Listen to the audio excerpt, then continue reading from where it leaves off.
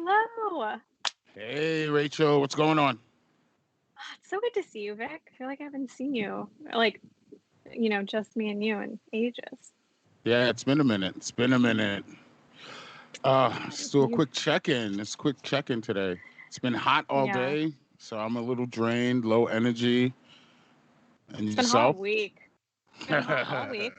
And I'm in the valley, right? So it's like +10 for a lot of people who are in LA. But I thankfully have central air. So cannot complain that much. But you've had a super eventful week. Yeah, it's the heat in Long Beach, I'm discovering, comes with humidity. And that's not good for anybody. Yeah, Oh that's my not good for God. I'm anybody. sorry. Yeah. And, been busy organizing, getting stuff going for Fatima in AD 64. A lot of like Yes. mutual aid going on with DSA Long Beach. But Awesome. Monday was an eventful day. It came with like a barrage of emails from the Bellflower School District. I have a 4-year-old. She's starting transitional kindergarten. She started yesterday. So Tuesday was the first day of school. Yeah.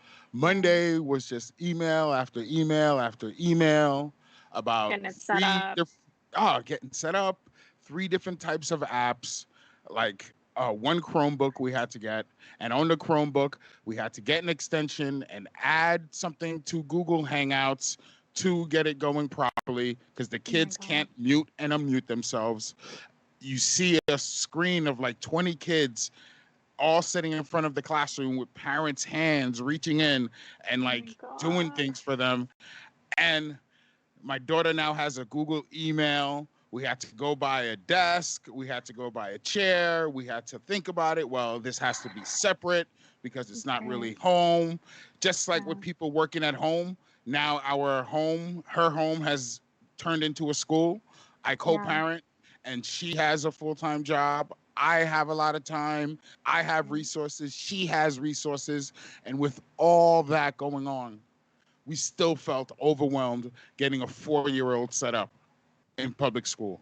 So I could just imagine working people out there still having to go through that with one kid, 2 kids, 3 kids.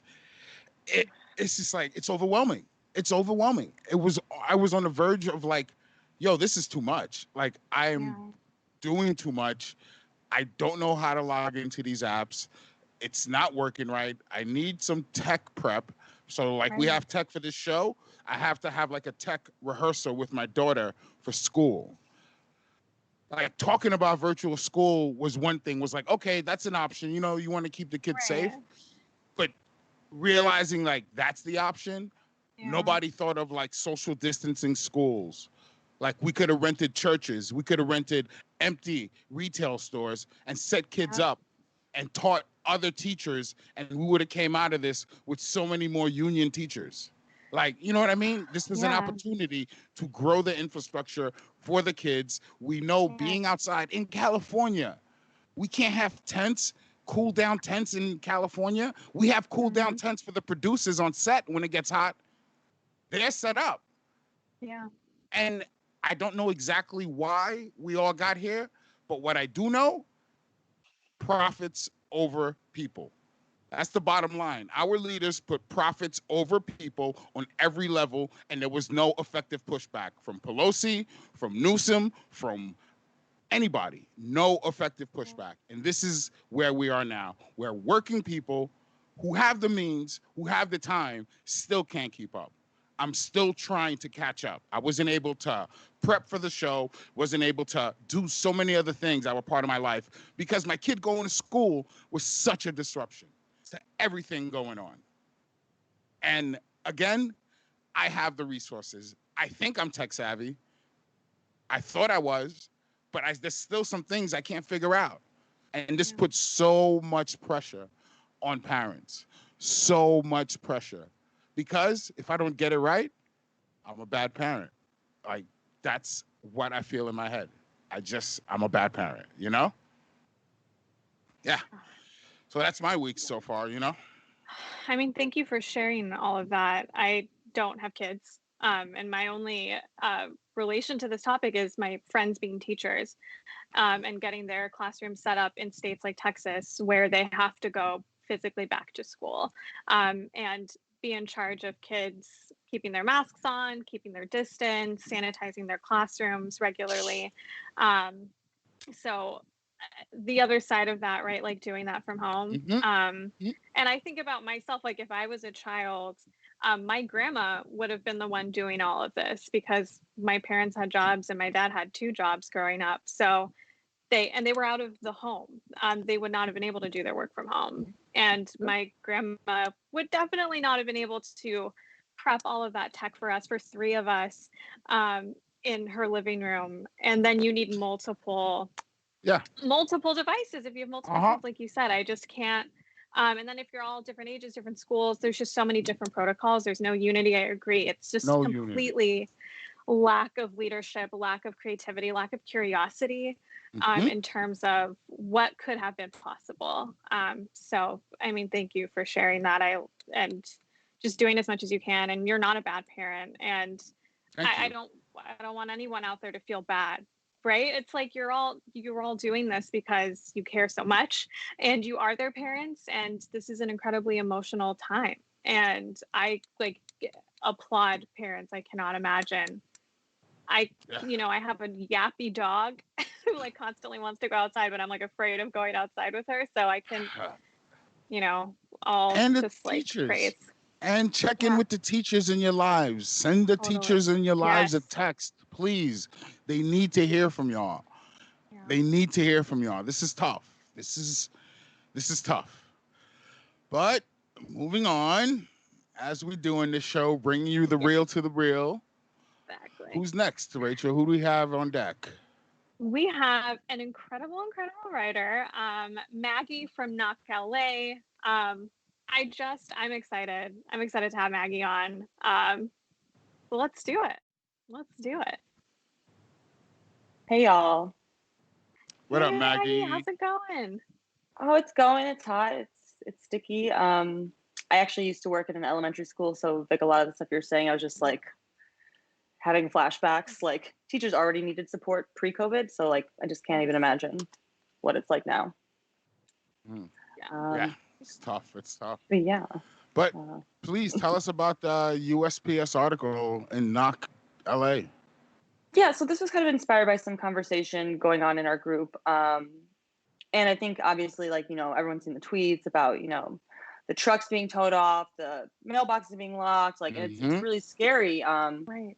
And I think just seeing that image, and especially seeing it from, relatively, I guess, figures you can trust, it's alarming. And it's not to say that we shouldn't be worrying about that stuff. Like, obviously we should, but the long story is, it's like the USPS has been underfunded forever.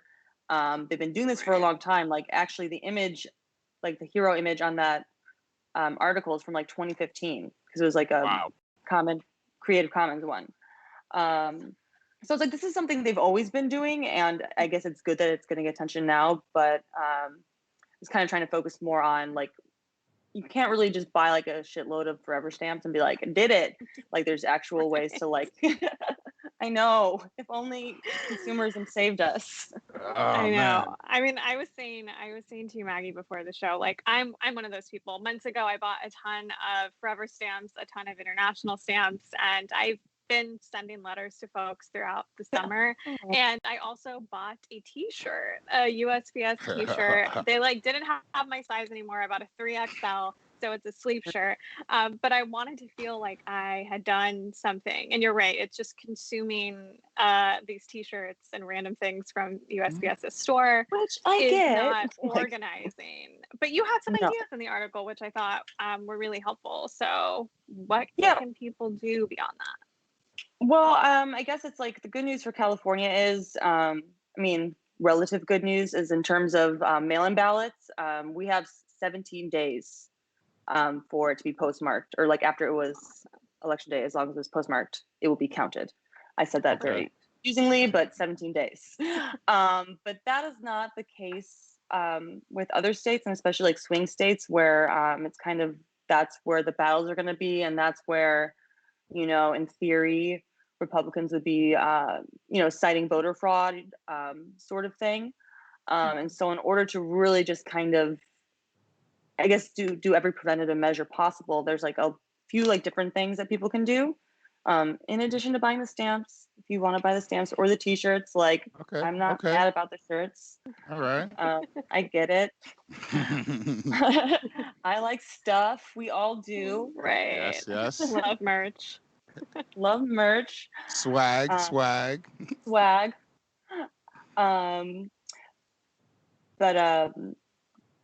I'm sorry, I'm like spacing out a little bit. So a few of the things that we want to do is like have VBM or vote by mail be first class mail. It seems like obvious enough. Right now, I think as it is, the USPS employees will kind of look through it, of their own accord, like make sure like, oh, this is a ballot, I'll try to get it going. But like there's no really like set in stone sort of thing. I didn't realize that. Yeah, it's kind of cuckoo. Like you just kind of assume these things would be in place and they're not. And I think that's kind of where a lot of the work can be done. Like I'm new to organizing. Like I'm not like entrenched in like knowledge or anything like that. But it's kind of discovering these like smaller, actually like impactful ways to actually stop voter suppression, which is like always been an issue. And it's just going to be even more of an issue with all the USPS baloney. And I heard Joy had us. Oh wait, you have anything else to say? I'm trying to.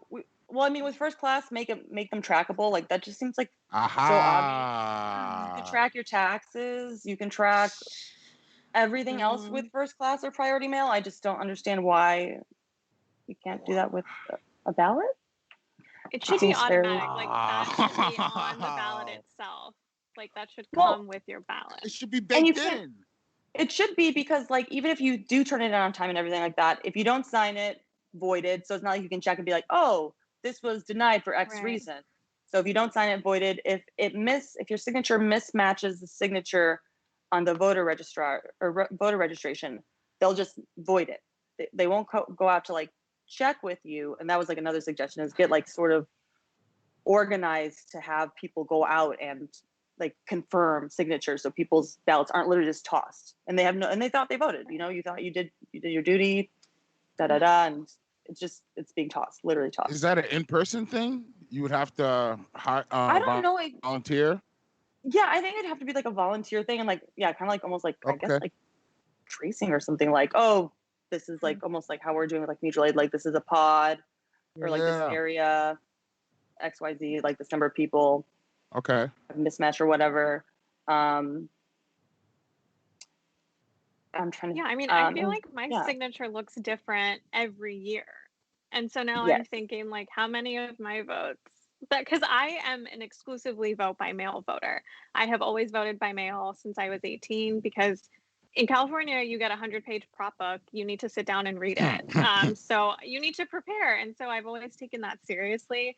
So I have always voted by mail. I've always had to sign that back of the envelope, and I wonder now, was every vote thrown out? Because I just, over time, your signature changes. That's like normal, right? Or you just gas station it. You just gotta whoop, and you're like, great. Gas station. Exactly. Cool. But yeah, and I think and also like, so obviously like swing states, I'm like trying to 6, like Florida. I'm like, y'all probably know better than me. I'm like trying to name it off the top of my head. But obviously folks in swing states, not exactly particular to LA or California, but that's where the most impact would be with these kind of actions and this kind of organizing, for sure. Yeah, there's fuckery on all the levels. And the Joy had a statement today or recently talking about like no new changes are gonna happen. The answer was very like, shifty. Right. And it was basically like, I guess he was kind of saying like, oh, like we're not going to continue the like, I guess, which could be viewed as like long-term internal reorganizing or restructuring or whatever this is. We're gonna pause that right now, but like we're gonna pause that. They're not gonna reverse anything they've already done so far. So all the mailboxes, everything that's been either moved or things like that. Wow. Yeah. And that's how they do it over at Knock LA, y'all. They bring us the real upon the real. All right. Thank you, Love Maggie. it. That was a Thank amazing you. article. And Yeah. y'all, please go out to Knock LA. Knock LA. Check it out. Read the article. Thank you Yep. so Read the much, articles. Maggie. Thank you, All Maggie. right. Thanks, y'all. All right. All right, and who do we have up next, Vic? We have our entertainment segment that almost didn't happen due to rolling blackouts in LA in Echo Parks. Cait, are you there? Do you have a generator going? I am. I'm Oh, here. she's The here. power is back. She has light. I All am right. right. Hey Vic. Hey Rachel. It's so good to see you guys. I know. It's so good to see in general because if the power was still Have off, internet. I would be seeing just my dark apartment. You know, I have a lot of candles though. I'm very lucky. I would be okay. I have some All things. right. No doubt. No doubt. Good to have some backup. So what do you got for us today, Cait? Please entertain. Tell us what's going on in entertainment. It's just so I mean, much. listen, I was going to do a whole thing with like prepared images and quotes and slides. And, you know, it was going to be really great. It was going to be the best thing you've ever seen. Yeah, of course. Of course. But, you know, my dog ate my homework. AKA LADWP was like, oops. So I'm just here to shoot the shit. I've got stuff. There's a lot of celebrity stuff going on. I have like a conspiracy theory about the Kardashians that maybe we could like unpack together. Okay. I'm down for I'm it. down. Okay. It's like, I just think that there's some shady real estate deals going on. Let me start from the beginning, okay? Once upon a time, Kim Kardashian sold a house in Bel Air to like this European pop star, and as a This part of sounds like a rap song. Is this the beginning of a rap song? yeah, this is on Kanye's new album. Was this like JK. her season 2 and 3 house? Like, which did we see this house on TV We've at seen all? this. It's not 2 and 3. It's like season. I'm sad that I know this, but it is literally like it's literally like the house from season. What are we on? 14 now? We're on 18. We're on 19 18. is coming up. So yeah. this would be like season 14. It's like Okay. it's a while ago. So Okay. she sells this house in Bel Air to this European pop star, and she gets like a lot more money than I think like she could have gotten. Like she got extra money because as a part of the real estate deal, she had to allegedly like pose for some social media pictures to boost this person's like pop music career. So like so like this was covered a little bit in the media, but like mostly just like went unnoticed. And then now fast forward to this year, I think like March-ish, February or March-ish, Kylie Jenner buys this house in Holmby Hills, which is like kind of Bel Air-ish. It's like where the Playboy house used to be. It's the rich part of Bel Air? Yeah, it's all of Bel Air, right? Anyway, it's like this $36 million house, but it is like awful. Like the house like sucks. Like the pool sucks. It has no view. Like it's way overpriced. First of all, like real estate in LA is fucking insane. Like the fact that there's a $36 million house that's like not that big, has no view, like is a single family home. Like I'm just like, what is happening? Like what? We have the biggest homeless like crisis like in the whole country. It's like Tear what? it down, make an apartment building, put some folks in houses, please. It's like, how can you like be addicted? Like I'm addicted to the Kardashians, and I'm like, I know there's a whole bunch of people who are addicted to the Kardashian news cycle. And I'm like, how could you not be radicalized by like everything the Kardashians do every day? Right. Anyway, so like she buys this house. She buys this house, and there's a blind item. And if you don't know what a blind item is, it's basically like unfounded celebrity gossip where they like don't say who it's about.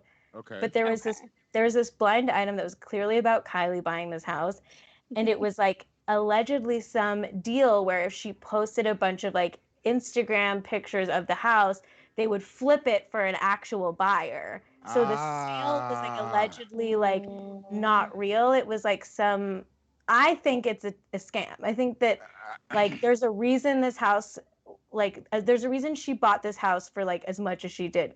And that reason I think is that she didn't really buy it. Because it was like this weird behind closed doors, all cash, like real estate deal. And I watch enough reality shows about real estate, so I feel like I'm an expert at this point. Yeah, because if we both agree to, let's say I gave you 10,000 cash and you say I gave you 10,000 cash, who's to say I really gave you 10,000 cash? And like the uber wealthy like run this town. They can do whatever the fuck they want. There's literally like no regulation for people at this level of wealth. Like fuck it. Like what do you think Garcetti's gonna do something? Like hell right. He's gonna come out of his house and arrest them himself. He might do something. He's good at breakdancing, I've heard. Just throw that out there.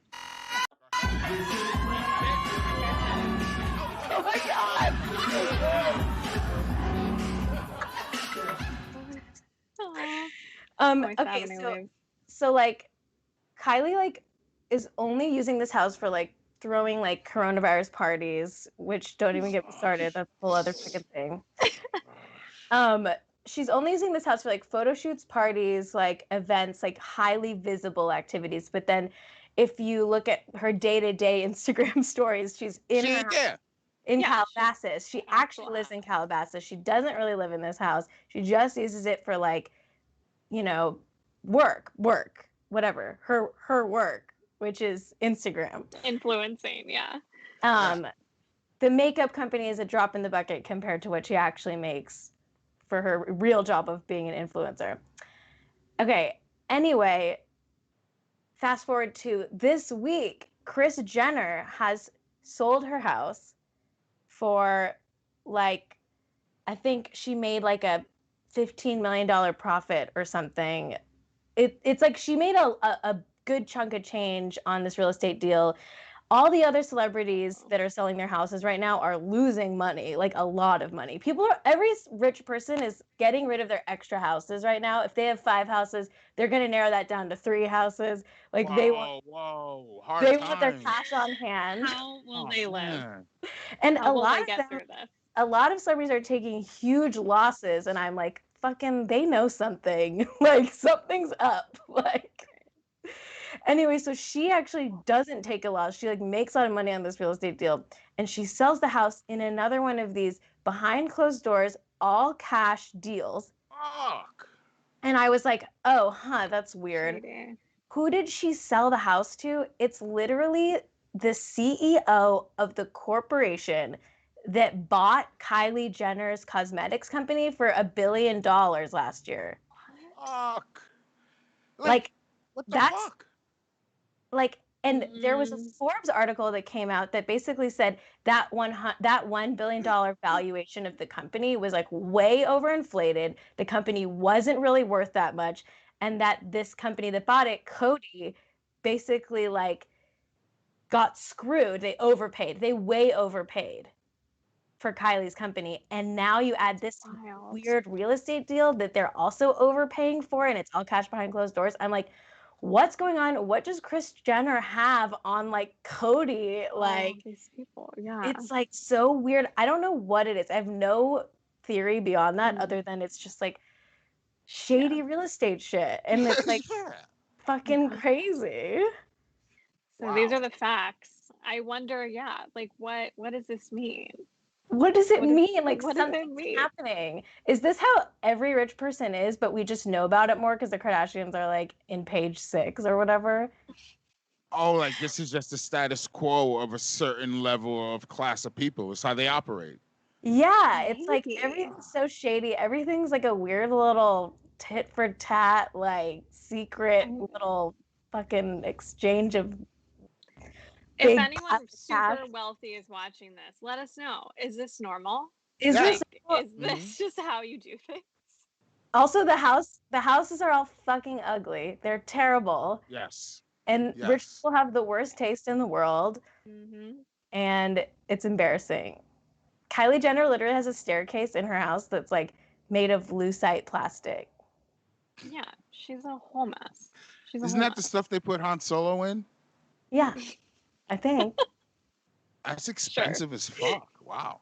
There's so many celebrity houses that have just like concrete floors, like just concrete everywhere. Concrete is the new hot thing. You just like throw a bunch of concrete and you sell it for like $40 million. Didn't Scott and Chloe do like a house flipping show at one point too? So Yes. they would know all about that. Really? They would So, know. Scott, yeah, Scott. It was just Scott. Scott did a house flipping show, and I don't know if it's got renewed or anything, but like I actually never watched it. Wow. This is Watch it. all wrapped up in shadiness. And well, Forbes is on the case. And if for it to make Forbes to be like, this is wink wink shady, Weird. do you think the DOJ might get involved, or I don't even know what fucking alphabet soup? Okay. Yes, I think. Okay, this is just conjecture, but I have a vision board of all the Kardashians in handcuffs. I have one too, but it's a different reason, Right. I think. I have that one too. Okay, cool. I have both. Okay, right. but like I have a vision. Actually, not even handcuffs. My vision board is them, but they have to move into like a $1.2 million like mansion in Encino, and it kills them. Roughing it. That's worse. That's worse than having to serve time for them. Is if they had to move to like a 4-bedroom, 2-bath house in the valley. Sun Valley. Yes. I think that they live at the edge of their means. I mean, they spend like crazy, but like Forbes did a whole piece about how Kylie's not really as rich as she says. I think they at the edge. I think most uber wealthy, super wealthy people expect a certain amount of income, and like they're living at the edge of their means, and they're gonna go broke. I think that we will live to see a time when the Kardashians lose all their money, and I just got chills. I just got chills. They're just like us then at the end of the day. You know, aren't we all just kind of living on the edge? Listen, like you shouldn't feel bad for doing it because all the rich people are doing it. Beyond our means. Just max out that credit card. Life's too short. Thank you. That's the push I needed, actually. I needed to hear that today, Cait. Thank you. Yeah. Thank you. I'm going to fill out a credit card application right now. You can have one tonight. I get it every day. Wow. Well, that was an incredible journey. Yeah. That I wasn't expecting you to drop Forbes on us right now, Cait. I feel like gaslit by everything they do, and I feel like, am I the only one that's seeing how shady they are about specifically real estate? Like, I feel like I'm like fucking what's that movie? All the President's Men. I'm like all the President's Men, just studying Kylie Jenner's Instagram story and like chain smoking like cigarettes. Someone needs to be on the case. Someone needs to be doing it. I'm on it, guys. Don't worry. I'll report back. Please do. Please do. This is an ongoing story. You heard it here first. Yeah. Ongoing story. Wow, Cait. Mind blown. Absolutely mind blown. All right. Anything else? Honestly, what else you got for us? There's a lot more. I don't know. How are we on time? I could go for days. I know you can. Give it to me. This is good. Yeah, let's go. Britney Spears. Do you know what's going on with Britney right now? She's update us on the conservatorship battle. So Britney's gearing up for her. I think she has a trial or a hearing or something about her conservatorship. Basically, her dad has been her conservator since 2007 when she had a very public mental breakdown, and we all, watched her to death, like as the culture does to like young. Can I jump in real quick? Like, I think I know what a conservatorship is, but can you explain it for me? Absolutely. So a conservatorship is basically you no longer have rights as an adult. Another person is in charge of signing everything for you, your finances, It's basically like being a minor again in terms of like how the law sees you.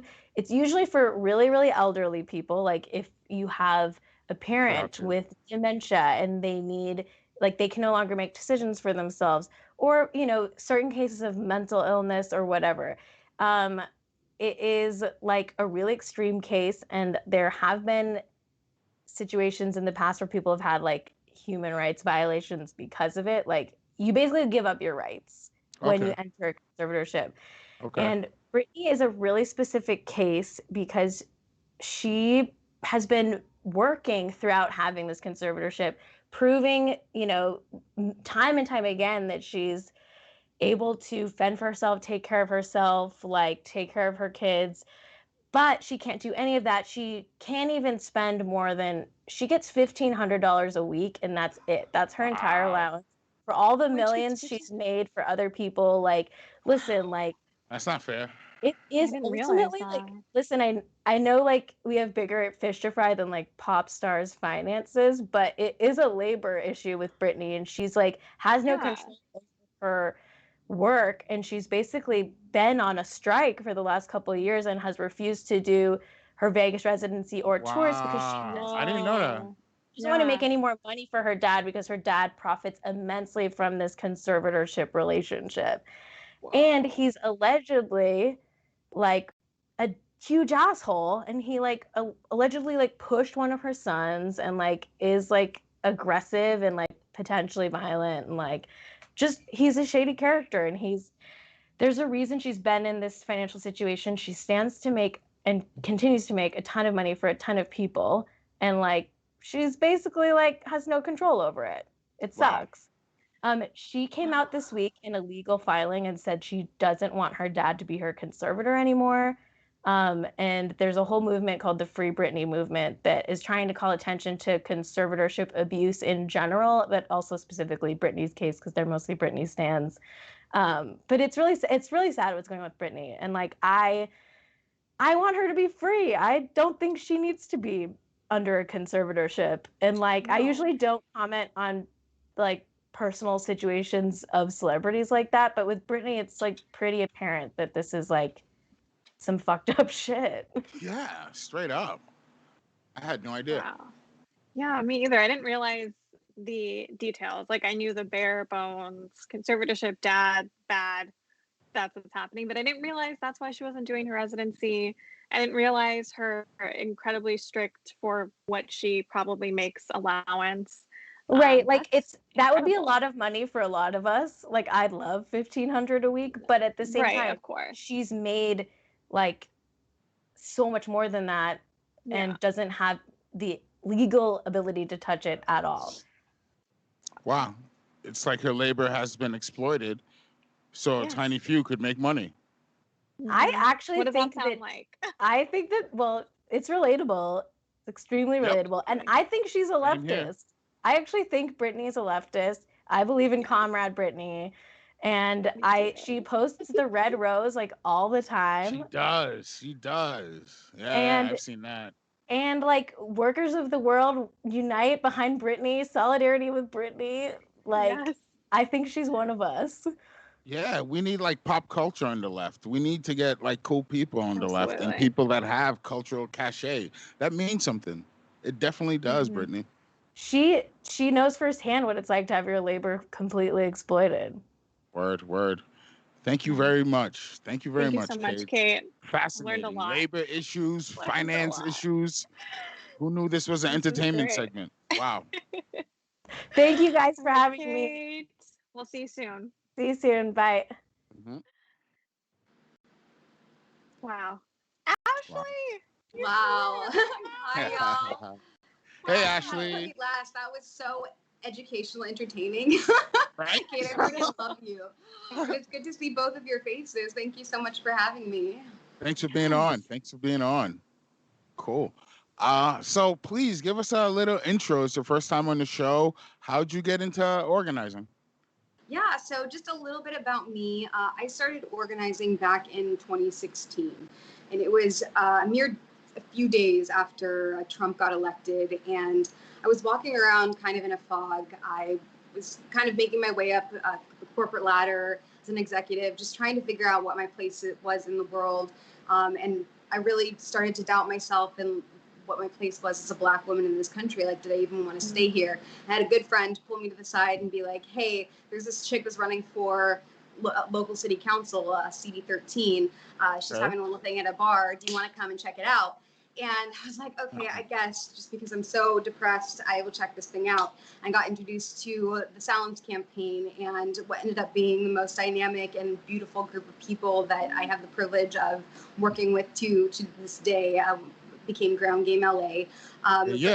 We started out as a grassroots campaign, you know, knocking on doors, and I realized that I just have such a love for the people in this district and CD13, and just realized how much we had to bring to the table, how much, you know, as grassroots organizers, as working people, folks who've had difficult experiences in life, folks who represent like the underdog, that we really do need to have a larger voice. So that's what brought me to where I am today. I do work with primarily unhoused members of the community, just because that's my lived experience. I was unhoused myself for about 2 years as a child, so I've always had a passion for housing policy and making sure folks who have a similar experience to mine have a better life and make their way to a better situation. Thank you for sharing that. I didn't actually realize that was how you came into this movement. And I think it's super relatable for a lot of people, especially after 2016. Like, I know that really activated a lot of folks, and I'm really excited and happy that the Silence campaign was your vehicle for that, because that was a template and such a great campaign. Like you said, it led to Ground Game, and like all of us know each other now because of that campaign, and that's amazing. We didn't know what the hell we were doing back then. We've learned some things. At this point. Time will do that for you. But yes, it's a beautiful family that we have here at Ground Game. Well, and I mean, that's a beautiful segue to what I wanted to ask you about, which is Echo Park Rise Up. Tell me more about that. Tell me, you know, what that was born out of. So I feel like one of the most beautiful things that I'm learning as an organizer that you can see is the folks that you've once organized start organizing themselves, their communities, and folks outside. So the community at Echo Park Lake, I started working with them back in November around Thanksgiving. And it was this really large community that had sprung up at Echo Park Lake. And I was working with LASA at that point in time. And I was an outreach worker, and I realized no outreach team was really hitting that area. And I was like, oh my gosh, there are so many tents, there are so many people. And I met so many amazing, beautiful, talented, just a dynamic, amazing group of people there. But they were being harassed, and basically, ultimately, the police were trying to displace them almost every single day and night. Parks and Rec were being brutal to almost all of the residents. So they were fearful for their safety. We had several people get arrested multiple times, and they didn't have anywhere to go. You know, we have a housing crisis here in Los Angeles. So they really just found a safe haven in that community. So we started trying to strike back because they couldn't take it anymore. So one thing led to another. We ended up petitioning Mitch O'Farrell to take a meeting and let them stay at the park. They wrote a beautiful letter to him saying, hey, we'll keep this park clean. We're a community here. We have a safe haven. Like, being unhoused is not easy. We're trying to survive out here, but we're doing it together. And we can only do that here until you provide a real solution. And he ignored that. Of course. So they continued to be harassed even after that. And we ultimately ended up getting a meeting with like the head of one of the sheriff's departments, and they never made any promises about letting them stay or anything, but the community is still there. And they've grown because they do just have such a dynamic group of leaders there. And Echo Park Rise Up, to get back to your question, some of the primary leaders that I was working with all the way back, dating to November of last year, they came to me and they were like, hey, we started getting a lot of donations, and we really want to start paying people to work here, because that was one of the things that, you know, they were going to work for free. They were going to do free labor at the lake if they were allowed to stay there officially. But they ended up getting so many donations, and they were like, hey, we want to start giving people paid jobs, like $10 an hour. So they have like a chef now. They have their own like kitchen tent. They have 2 pantry tents. They have a medic tent. So they have a park cleanup crew. They have their own security, and they actually just created their own board. So they have their own like chief, their vice chief of the lake. They have their operations manager who handles all of the donations that they get in, and they're employing 10 people now at $10 an hour. And yeah, it's just absolutely incredible what they've created without any assistance from the system that they petitioned. And it's so beautiful to see what they're creating. They're carrying it to other communities now, and that's the ultimate goal. That's why they created this board. They want to continue this work once it really picks up at the lake and they have a well-oiled machine there. They already started at Grant Park. They have a few people that they're training up there. But they ultimately want to take it to different places here in Hollywood. They want to take it to Venice. But the goal is to, create a system outside of the system and prove that, hey, unhoused folks are just as hardworking as anyone else. It's just, people are down on their luck. Everyone has their story. And these are some of the hardest working people, and they're survivors, so it's just such an incredible thing to see come together. It's such a privilege to work with these folks because they're an inspiration every single day. So if you aren't following it already, Echo Park Rise Up, you get to see firsthand kind of what it's like to be unhoused. And it's not all rainbows and butterflies. I love these folks so much, but it is really difficult sometimes. You get to see that too. We had an issue this weekend. The community is about 100 members now, and they rely on a hose at the guard tower at the lake for water. And one of the guards actually shut off the water on them. So they were having to fill up the water for 100 people with little cups and pour it into large jugs. So it's just things like that, struggles, things that we take for granted every day end up being, things that are insurmountable, huge obstacles for them, but they're not insurmountable, and they prove that every single day. So donate to them, follow them. I'm inspired by them every day, and I'm so lucky to get to do the job that I do. Wow, my mind is just blown of they blow my mind for sure. real world examples of how to help the unhoused community. People are like, yo, this is a problem in LA. This is a problem in LA County. This is a problem in the country right now. What are we going to do about it? Politicians, I hear them say, we don't know what to do about it. We did this and it's not working. We need a study. We need a study, exactly. We need to examine again. We need to shut another bathroom down. But here are examples. And wait, did city council are coming to you with resources? Are they seeing the proof and trying to help? Oh, no. No. City council, absolutely not. No, they turn a blind eye to pretty much everything, and they still haven't taken a meeting. They actually did something that just developed recently. Finally, after all these months, Mitch O'Farrell finally went to the lake because it got into the press that there was a family that was staying at the lake with a baby. And we had known about this for weeks. They had a tent, we were trying to find them housing, and the community there was taking care of them. But as soon as they got bad press on it, that's the first thing that they did. Never followed up with anyone that they spoke to at the lake after that. So that's the only interaction that they've had. Mitch O'Farrell has not been a champion of the unhoused community whatsoever, in his policies. But the thing I want to really hit on is, these are the folks that are actually living this experience. And although my experience was, I had lived in homelessness at one point in time, these are the folks who are actually experiencing it. So they need it to be at the forefront of all the policy and all the decisions that are being made about being homeless and housing in Los Angeles. It doesn't make a difference to have people who are sitting up in high offices looking down, being like, let's build a shelter and staff it with folks who don't really care about the people. We tried that way. We tried that way for how long? We tried that way. We got to change. It doesn't work. The system is broken, and the only way to fix it is to bring in the people who actually know what it is, what it's like outside. And I think that's possible, and the folks at Echo Park are a prime example of that. And I think we're going to continue to see communities like that sprout up because things cannot stay as they stand currently. No.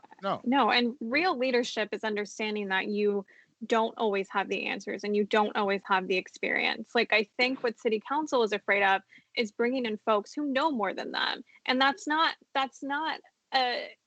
saying anything about your ability to lead beyond you have never been unhoused. So you don't know what it takes to solve the problem. That's fine. But you can't just act like you're sitting at the dais, you have two houses, and you're Landlord. you're a landlord, but Yep. you're in a better position to make these policies. Like it doesn't make any sense to me. It is a complete failure of leadership to not include folks who are experiencing the problem into the solution. They are the ones that need to be centered, like you said. And I think, all of the work that you've done and all of the work that these folks are doing right now is the epitome of like, we take care of us, because they haven't taken care of us. Historically, the city has not taken care of these communities.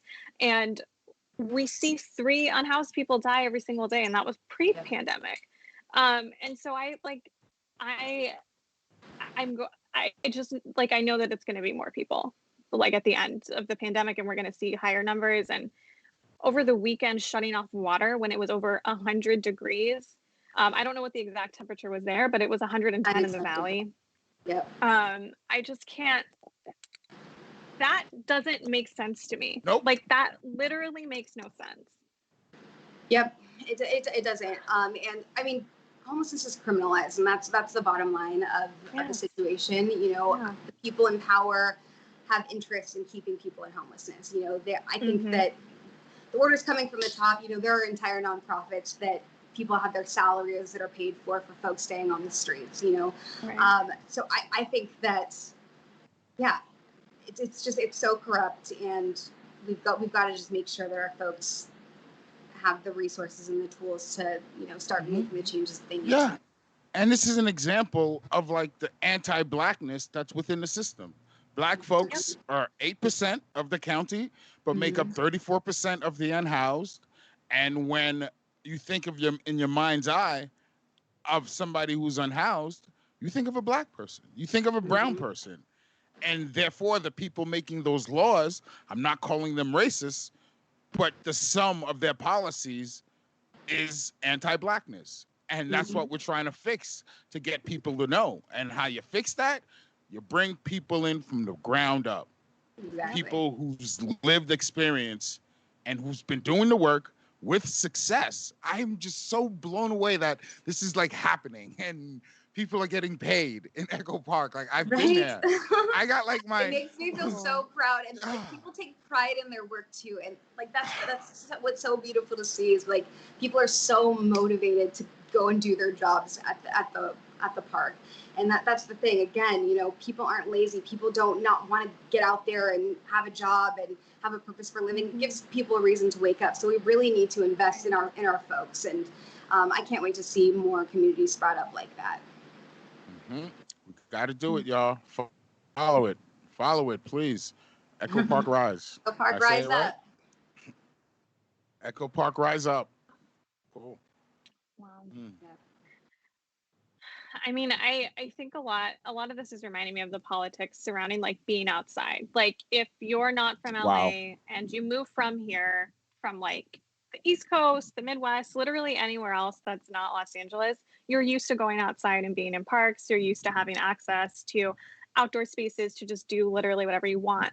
But that is not a concept we're familiar with in Los Angeles. Like, being outside is criminalized a lot, even if you might not be unhoused.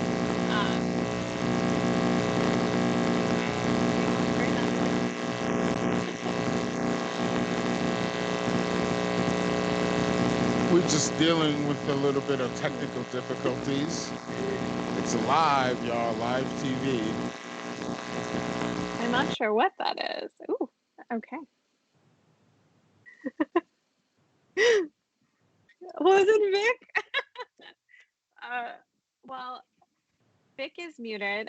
We are having some feedback. Hello? I don't know what happened. I think I'm losing power over here or something. I lost the light. Oh, no. Can y'all hear me? Okay. Vic's mic was just so upset with the policing of being in outdoor spaces. But that's really, that was like the end of the thought, right? Like, we, beyond even just homelessness being criminalized, it's just like being outside in general is not something we allow people to do. And something that doesn't happen as much yet.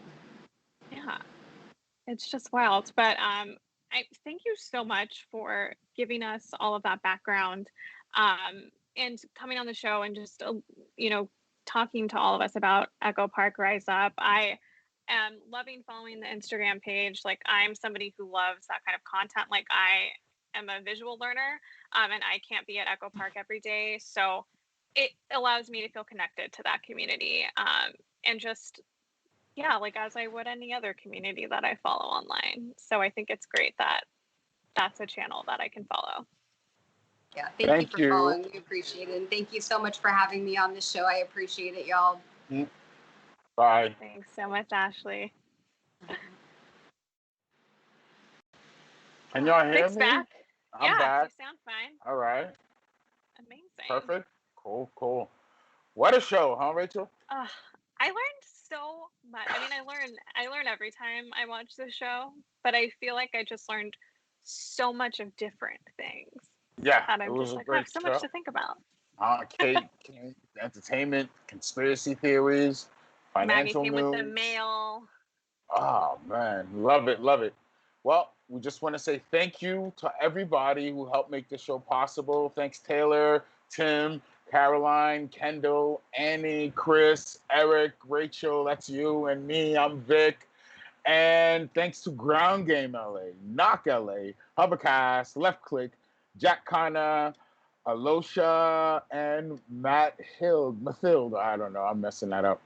Well, thank you all for joining us through these technical difficulties, Thank power you all. outages, and we'll see y'all next week. Yeah, see y'all next week. Thanks. Have a Thank great night. you.